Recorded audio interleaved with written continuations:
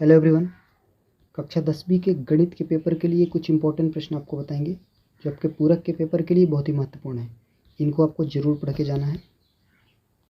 देखिए, सबसे पहले 2022 बोर्ड परीक्षा हेतु मान्य नवीन ब्लूप्रिंट, जो आपका ब्लूप्रिंट है गणित का, इसमें यह दिया गया है कि अध्याय 1 जैसे आपका वास्तविक संख्याएं, तो इससे 5 अंक के प्रश्न पूछे जाएंगे जिनमें से 3 वस्तुनिष्ठ रहेंगे और 1 2 अंक का आएगा। एलसीएम और एचसीएफ आपको पढ़ लेना इससे। अध्याय 2 से बहुपद वाले पार्ट से 5 अंक का इससे भी आना है। 3 वस्तुनिष्ठ रहेंगे, 1 2 अंक का, जिसमें से शून्य बहुत इंपॉर्टेंट है, आपको शून्य ज्ञात करना, पढ़ के जाना है। अध्याय 3 में देखेंगे 2 चर वाले रैखिक समीकरण से, इसमें 6 अंक के प्रश्न पूछे जाएंगे, 2 वस्तुनिष्ठ रहेंगे और 1 4 अंक का आएगा। इसमें 4 अंक में आपको प्रतिस्थापन विलोपन विधि से एक्स और वाई के जो मान है ज्ञात करना, पढ़ लेना है। द्विघात समीकरण है, अध्याय 4 देखेंगे, 5 अंक का आना है। 2 वस्तुनिष्ठ हैं और 1 3 अंक का आएगा। इसमें आपको विविक्त कर जो होता है b² - 4ac, इससे मूलों की प्रकृति ज्ञात करना ये आ सकता है। और द्विघाती सूत्र जो है x बराबर -b + √b² - 4ac/2a, इससे आप निकाल सकते हैं। और गुणनखंड विधि भी आप पढ़ सकते हैं द्विघात समीकरण में, समीकरण के मूल ज्ञात करने के लिए। इसके अलावा समांतर श्रेणी से 7 अंक का आएगा, त्रिभुज से भी 7 अंक आना है, निर्देशांक ज्यामिति से 6 अंक, 8 अंक आपका आएगा त्रिकोणमिति से। तो इसमें आपको जितने भी सूत्र दिए गए हैं, साइन कॉस टेन, त्रिकोणमिति के जितने भी फार्मूले हैं, sine theta cos theta tan theta वाले, और सर्व समीकरण जो 3 हैं, जैसे sine square theta plus cos square theta बराबर 1, तो इनसे जो बनते हैं सूत्र, ये सभी सूत्र आपको पढ़ के जाना, क्योंकि 5 या 6 अंक की आपकी जोड़ी आनी है इससे। और एक यहाँ पे देखेंगे जो 6 अंक का वस्तुनिष्ठ है उसमें से केवल जोड़ी आएगी, और एक जो प्रश्न है आपका 2 अंक का आएगा, यानी 8 अंक का आएगा आपका त्रिकोणमिति से। इसके अलावा वृत्त से 5 अंक, रचनाएं से 4 अंक, वृत्तों से संबंधित क्षेत्रफल वाला पाठ है जिसमें से 4 अंक आएंगे, 2 वस्तुनिष्ठ रहेंगे और 1 2 अंक का। तो इस 2 अंक में आपको क्या पढ़ना है, जो चाप की लंबाई ज्ञात करने को आता है, θ/360 2πr, ये चाप की लंबाई निकाल सकते हैं वृत्त की। और त्रिज्यखंड का क्षेत्रफल ज्ञात करने को आएगा, तो आपको फार्मूला याद रखना है कि θ/360 और πr², और त्रिज्या दी रहेगी तो आप वो निकाल सकते हैं, 1 2 अंक का आएगा इससे। रचनाएं हैं 4 अंक की, 1 4 अंक का आएगा, तो बता ही चुके हैं। वृत्तों से संबंधित क्षेत्रफल भी हो गया, 4 अंक का आएगा, 2 वस्तुनिष्ठ और 1 2 अंक का। 13 अध्याय से देखेंगे पृष्ठीय क्षेत्रफल और आयतन से 6 अंक आएगा, 2 वस्तुनिष्ठ और 1 4 अंक का। सांख्यिकी से 6 अंक के आएंगे और प्रायिकता से भी 6 अंक के प्रश्न पूछे जाएंगे। 2 2 दोनों से वस्तुनिष्ठ रहेंगे और 1 4 अंक का आएगा सांख्यिकी से, जिसमें माध्य ज्ञात करना। माध्य आपको जरूर पढ़ के जाना, क्योंकि ये हर बार पूछा जाता है, इस बार भी आएगा। इसमें 2 विधियाँ रहती है, एक प्रत्यक्ष विधि है और एक है पग विचलन विधि। और इसका फार्मूला होता है प्रत्यक्ष विधि का समेसन ऑफ fi/fi/fi। इससे आप प्रत्यक्ष विधि से माध्य ज्ञात करना सीख सकते हैं, निकाल सकते हैं। और एक होता है a + समेसन ऑफ fi/fi/fi/h करेंगे, ये पग विचलन से आप माध्य ज्ञात कर सकते हैं। प्रायिकता जो 2 वस्तुनिष्ठ आएंगे उनमें p हो गई, मान लीजिए आपकी प्रायिकता किसी घटना के घटित होने की, और एक है PE बार जो घटना के नहीं होने की प्रायिकता है। इन दोनों का योग 1 होता है, तो आप इससे निकाल सकते हैं। और इसके अलावा असंभव घटना की प्रायिकता आपको याद रखना है 0 होती है, और निश्चित घटना की प्रायिकता 1 होती है, ये भी याद रखना है। अब देखते हैं कुछ इंपॉर्टेंट प्रश्न जो आपके पेपर में आ सकते हैं। यहाँ पे देखिए क्वेश्चन दिया गया है, संख्या 6 72 और 120 का अभाज्य गुणनखंड विधि द्वारा LCM ज्ञात कीजिए। तो आपको LCM और HCF दोनों बता देते हैं कैसे ज्ञात करना है। सबसे पहले गुणनखंड करेंगे सबके, तो 6 का गुणनखंड करेंगे। आप इस तरीके से आप कर सकते हैं, 2 3 6 3 1 कम 3, लेकिन हम आपको डायरेक्ट बता रहे हैं कि ये गुणनखंड जो होते हैं, जैसे 2 × 3 हो रहा है 6 का, उसको लिखना है, तो आपको डायरेक्ट लिखना है। रफकार में आप कर सकते हैं सबके गुणनखंड। तो 6 का कितना आ रहा है, 6 का गुणनखंड लिख देंगे 2 × 3, 6 का गुणनखंड हो गया। इसको घात के रूप में लिख सकते हैं, 2 कितने हैं, 1 हैं, तो 2 की घात 1 हो गया, और 3 कितने हैं, 3 की घात भी 1 हो गया।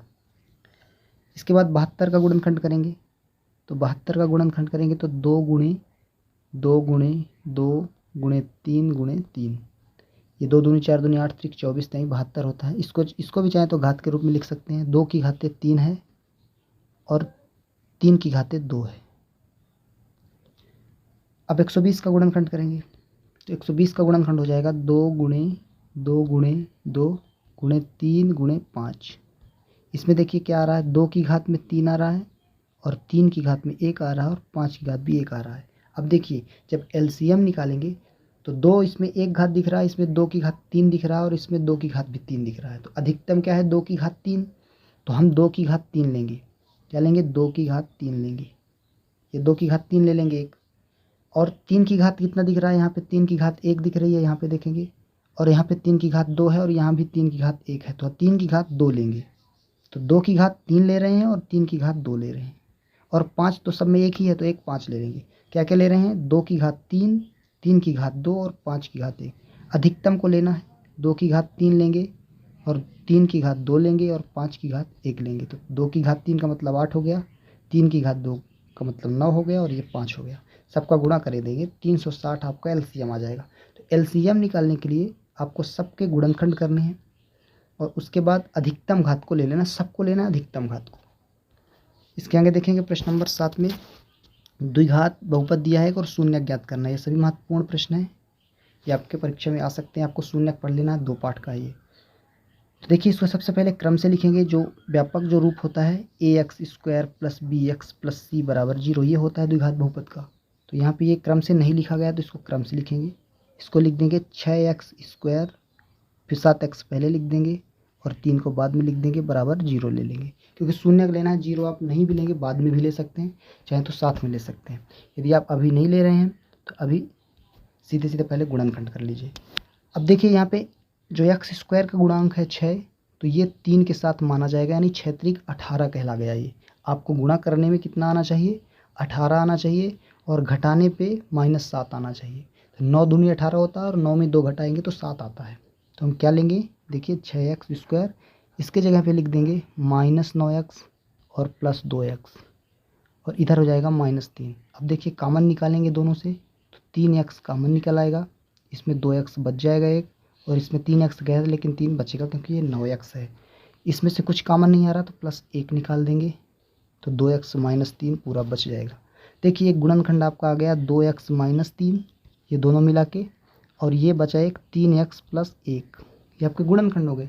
अब इन दोनों को 0 के बराबर लेंगे तो इसका मान देखिए -3 जाके 3 बनेगा और 2 बटे में जाएगा, तो एक 3/2 हो जाएगा और इसका 1 जाएगा माइनस में और 3 जाएगा बटे में। तो इन दोनों को जब 0 के बराबर लेंगे, जब लेंगे 2x - 3 = 0, तो x बराबर क्या हो जाएगा 3 जाएगा प्लस में और 2 जाएगा बटे में, 3/2 एक शून्य हो गया।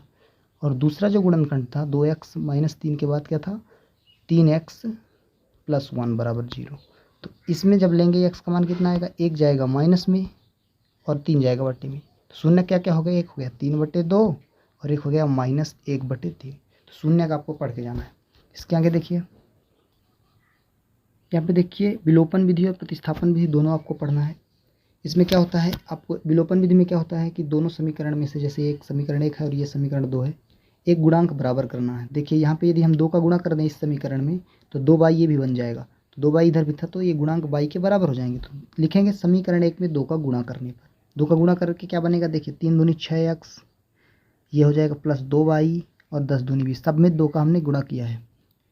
और ये तो कुछ नहीं कर रहे हैं, समीकरण 2 को पूरा पूरा लिख लेंगे और क्या करेंगे देखिए अब गुणांक जब बराबर हो गया है तो चिन्ह बदलेंगे सबके घटाने पर। क्या करेंगे घटाने पर सबको घटा देंगे, तो ये तो कट जाएगा और ये बचेगा 4x = 20 में 12 घटा देंगे तो 8 बचेगा, 4 जाएगा बटे में, तो x का मान आ गया 4 दूनी 8, x का मान 2 आ जाएगा। विलोपन विधि इस तरीके से करते हैं। फिर जब x का मान आ जाएगा 2 आ गया तो यहाँ रख देंगे, तो 3x है तो 3 × 2 हो जाएगा और +y = 10 है, 3 दूनी 6 + y = 10 हो गया। तो y बराबर क्या हो जाएगा 10 माइनस में जाएगा 6 तो 4 आ जाएगा, y का मान 4 आ जाएगा। तो आप विलोपन विधि इस तरीके से लगा सकते हैं।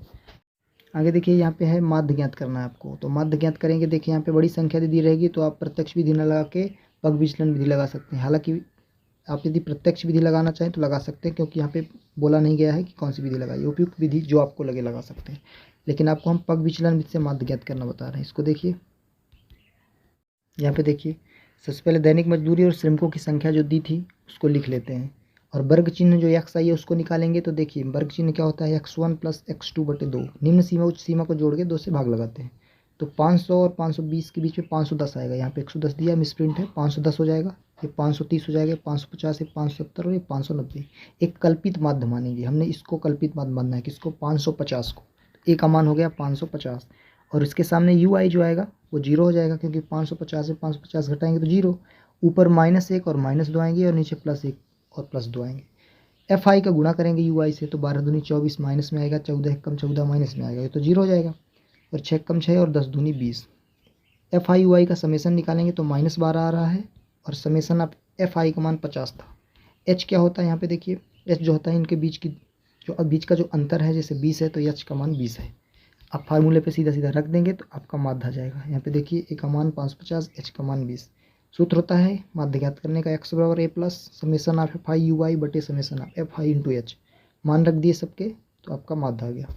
तो ये कक्षा 10वीं के जो गणित का पूरक पेपर होने वाला है उसके लिए कुछ हमने इंपॉर्टेंट प्रश्न बताए, आपको बताया आपको कैसे तैयारी करनी चाहिए।